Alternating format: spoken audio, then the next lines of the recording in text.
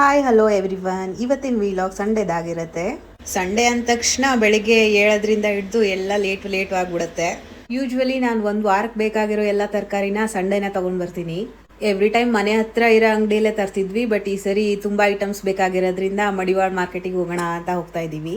ನಾನು ಮನೇಲಿ ತಿಂಡಿ ಮಾಡಿರಲಿಲ್ಲ, ಸೊ ಆಚೆನೆ ತಿಂದರೆ ಆಯಿತು ಅಂತ HSR ಅಲ್ಲಿರೋ ಆಶಾ ಟಿಫಿನ್ಸಿಗೆ ಬಂದಿದ್ದೀವಿ.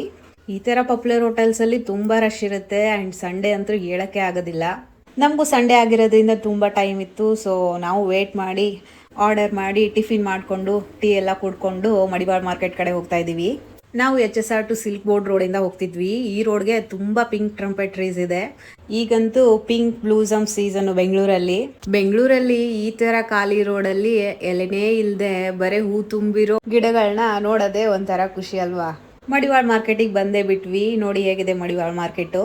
ಇಲ್ಲಿ ತರಕಾರಿ, ಹೂವು, ಹಣ್ಣು ಎಲ್ಲ ಹೋಲ್ಸೇಲ್ ಮತ್ತು ರೀಟೇಲ್ ಕಡಿಮೆ ರೇಟಲ್ಲಿ ಸಿಗುತ್ತೆ ಆ್ಯಂಡ್ ಫ್ರೆಶ್ ಕೂಡ ಇರುತ್ತೆ. ನಾನು ಮಡಿವಾಳ ಮಾರ್ಕೆಟ್ಗೆ ಮೇನ್ ಬಂದಿದ್ದ ರೀಸನ್ನೇ ಇದೆ ನೋಡಿ, ಪೀಸ್ ತೊಗೊಳಕ್ಕೆ. ಸೀಸನಲ್ಲಿ ಜಾಸ್ತಿ ತೊಗೊಂಡು ನಾನು ಫ್ರಿಜ್ಜಲ್ಲಿ ಸ್ಟೋರ್ ಮಾಡಿಡ್ತೀನಿ. 1 ವರ್ಷದವರೆಗೂ ಹೇಗೆ ಸ್ಟೋರ್ ಮಾಡಿಡ್ತೀನಿ ಅಂತ ಅಪ್ಕಮಿಂಗ್ ವಿಡಿಯೋಸಲ್ಲಿ ಹಾಕ್ತೀನಿ. ಹೇಗೂ ಮಾರ್ಕೆಟಿಗೆ ಬಂದಿದ್ದೀವಿ ಅಂತ ತುಂಬ ಐಟಮ್ಸ್ ತಗೊಂಡ್ಬಿಟ್ಟೆ. ಅಗಸ್ತ್ಯಾಗಂತೂ ಒಳ್ಳೆ ಸೀಟ್ ರೆಡಿ ಆಗಿ ಹೋಗ್ಬಿಡ್ತು ಮುಂದೆ ಕೂರಕ್ಕೆ. ಅಗಸ್ತ್ಯನೇ ಡ್ರೈವ್ ಮಾಡಿಕೊಂಡು ಹಾರ್ನೆಲ್ಲ ಹೊಡ್ಕೊಂತ ಮನೆ ಕರ್ಕೊಂಬಂದ ನಮ್ಮನ್ನ.